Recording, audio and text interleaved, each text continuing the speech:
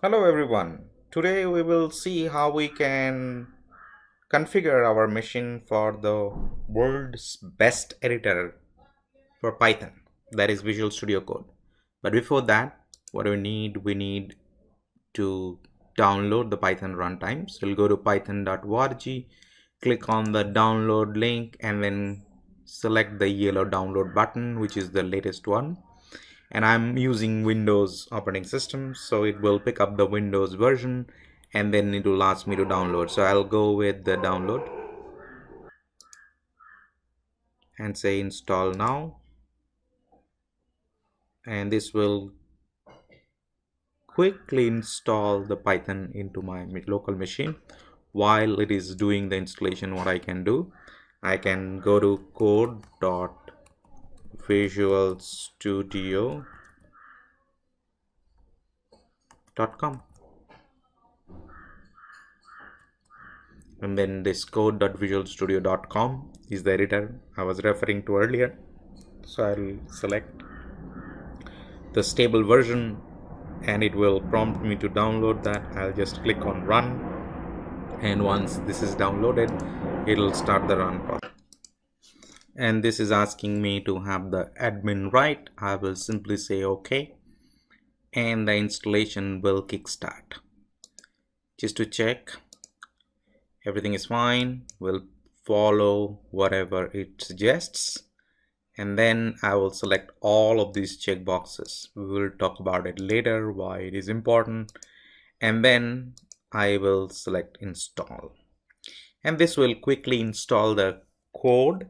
And by the way, the download is pretty small. It is just 61 MB, and one of the philosophies of the code is that it is an extension based model. So whatever you are working on, you just go ahead and add those extensions. It's like your smartphone, where you buy the phone and you install the app on your phone, so individually. So I'll go ahead and say finish, and this will show up the code window. This is the first time view of the code window.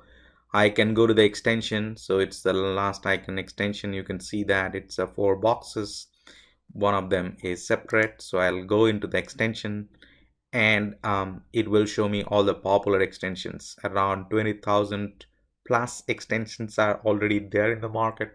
Python is the most popular. You can see it's coming on top, but if you don't get, you just type Python and it will show up, and then you make sure that you select the one which is from Microsoft, so the company name or the person who created the extension will be shown in this. So I'll click on install, and then Python extension will be installed in my machine. What it will give me, it will give me an ability to have those specific syntaxes and then help required for me to write the code. Just to check whether my Python installation is successfully done or not, I can just open the command prompt, and then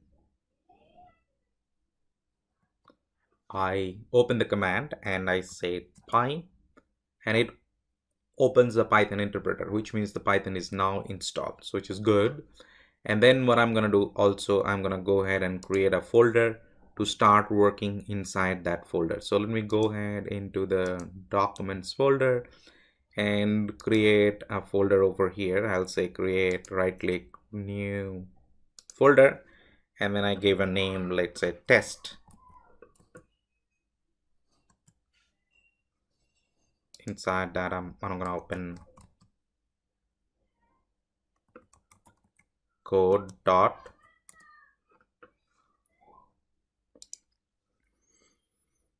now I see that it opens up the editor, and I go to this folder. Right now there is nothing, so I can go ahead and create a first file. So I can say first.py. For Python you will use the py extension, and then I can just type print and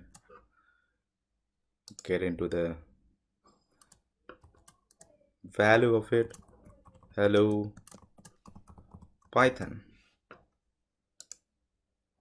I just save it.